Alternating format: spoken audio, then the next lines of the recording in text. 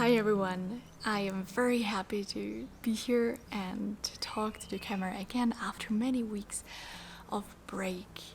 I am currently in Peru in the beautiful Urubamba Valley and I just got back from Ayahuasca retreat. And in today's video I would like to share with you how my experience with Ayahuasca been, because there is a lot of mystery about this plant. Recently, it has become so famous in the Western world, and people taking trips to South America, to Peru, to Brazil, to Ecuador. I've seen so many negative talks about ayahuasca, and I think it could be very interesting to share my personal experience with this plant and with the overall experience. I would like to also emphasize that I'm not experienced, I am not a doctor, and I don't want to be responsible for anything you decide. I just want to share my experience for you to maybe help you to decide, or just for you to learn something new. Because when I was about to do ayahuasca, I was very curious, and I found there are not so many people sharing their experience, which I will explain a little bit later why. It has been 5 days since I left the jungle. I went for 8 days a retreat in the southern Peru, very close to Bolivia and Brazil. Before I will continue, I will tell you a little bit about ayahuasca. However, I will give you a very simple explanation because there is so many information on the internet, and therefore it's very easy to inform yourself. But to know what is actually this ayahuasca and why it attracts so many people. It is very old drink. It dates back to 1000 years ago, and it was discovered and, let's say, popularized with the arrival of Spanish in the 16th century. However, the local tribes here in South America, in North America as well, they were drinking it for the spiritual and for the social ceremonies and to higher their consciousness. The ayahuasca drink, it's a brewed drink made of wire and leaves from the plant ayahuasca, which can be found in the Amazon rainforest. For some people it's considered as a drug. However, it's used not only for this way, it expands your consciousness, it heal your body physically and mentally as well. What scares a lot of people is that when you drink ayahuasca, one of the very common symptoms is vomiting, it's diarrhea, it's dizziness, it's feeling very weak, or on the other hand, it's some visions, or feeling very great and feeling very powerful. The symptoms can be various, and it's very common that when you drink ayahuasca, you will experience both, let's say, negative or, let's say, difficult symptoms, and also very beautiful visions which fulfill your heart and your body. If you feel scared, maybe it's not the time for you to do it. If the ayahuasca calls you, then you will find a way to find ayahuasca and go through this experience. If you feel ready, I would say definitely go for it. If you don't stress yourself and wait until it calls you. Very important part of the journey, I would say, it's doing your journal. I was dedicating a lot of time to writing my diary after each and every ceremony. I've spent already 5 weeks in Peru as a guide. I'm working as a guide now, and I had several weeks free off. I just bought my ticket to Puerto Maldonado in Peru, and I've decided basically 2 days before the retreat that I will really come. So the retreat was for 8 days in the jungle, where there was no electricity, no internet, no signal.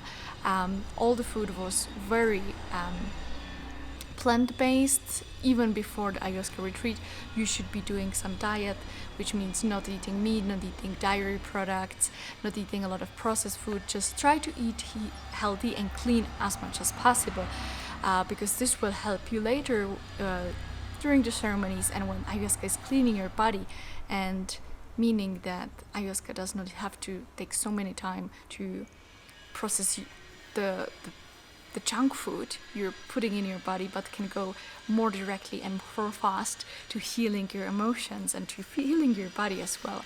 But you will just help ayahuasca to work better with your body and with your mind. The retreat was in the jungle, as I mentioned, about 1.5 hours from Puerto Maldonado. The retreat included all food, all the transfers and boats, and the ceremonies with the shamans, and of course the ayahuasca, 4 ceremonies of ayahuasca.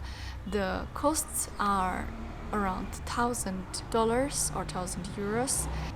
You can find definitely cheaper options. Sometimes you can just go for one ceremony, sometimes you can cook your food.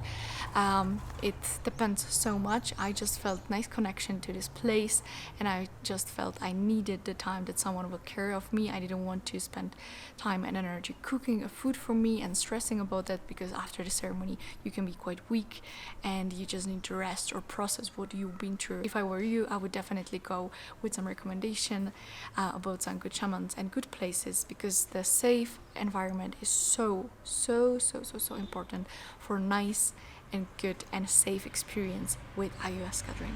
So as I mentioned, all the retreat took place in the jungle, and I love jungle, how rich the nature is, so many animals, so many plants. It's amazing. It's a very beautiful place just to be there, and I was so excited to be there and also drinking ayahuasca and connecting to the nature on a deeper level. After the first ceremony, I realized how important it is to take the ayahuasca in the nature.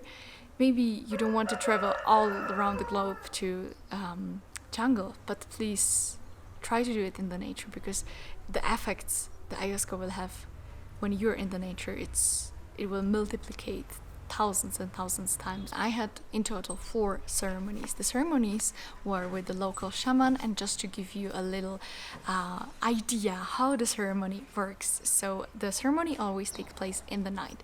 In our case, it started at 8, and we gathered in some, it's called maloca, it's like a house in a circle shape, and we were between 7 and 13 people.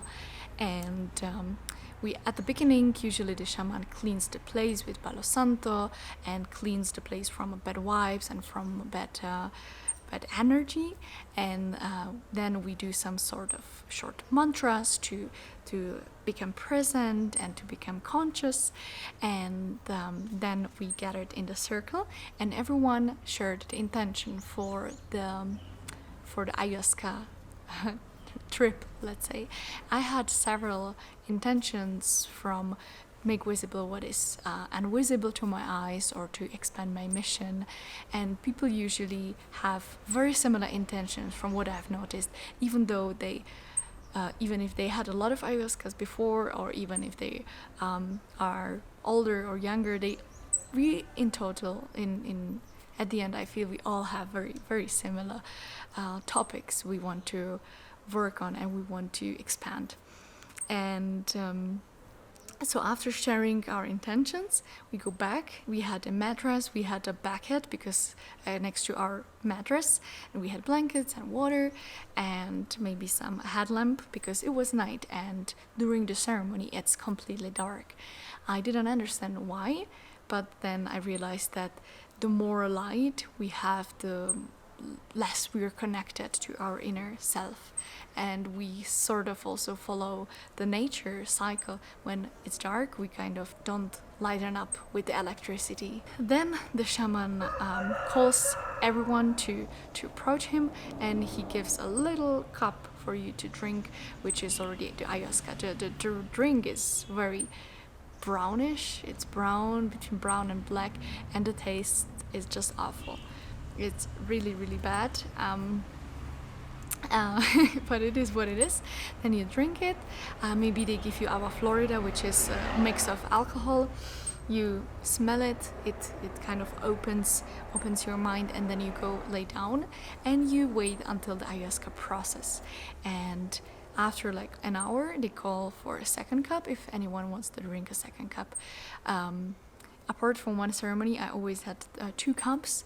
And I feel my body didn't react on the first cup at the beginning. Maybe because I don't meditate, and it was difficult for me to calm my mind. And I was always thinking, and sometimes like this can completely diminish the effects of ayahuasca.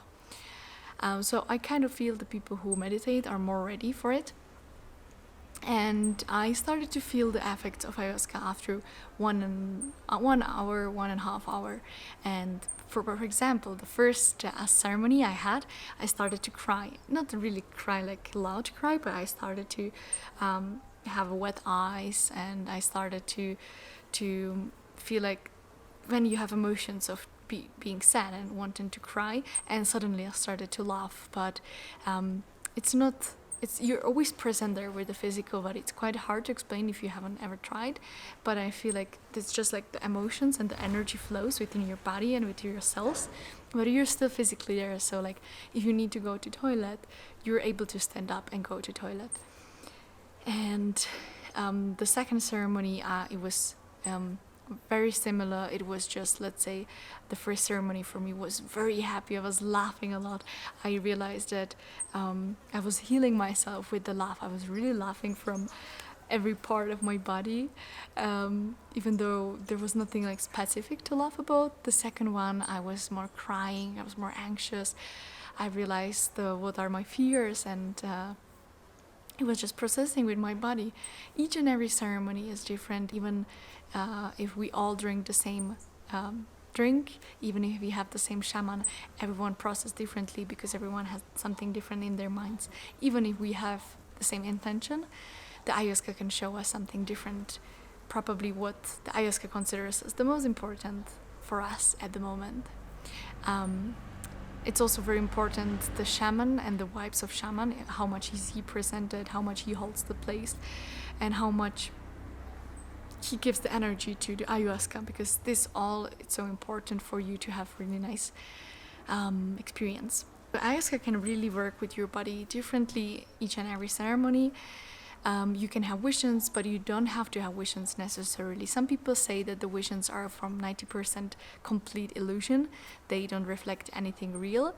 I think they can be illusion, but they can also reflect something real. I would say they are not necessarily illusion, but it depends. I had also illusions. I had ceremonies with a lot of visions and without visions at all.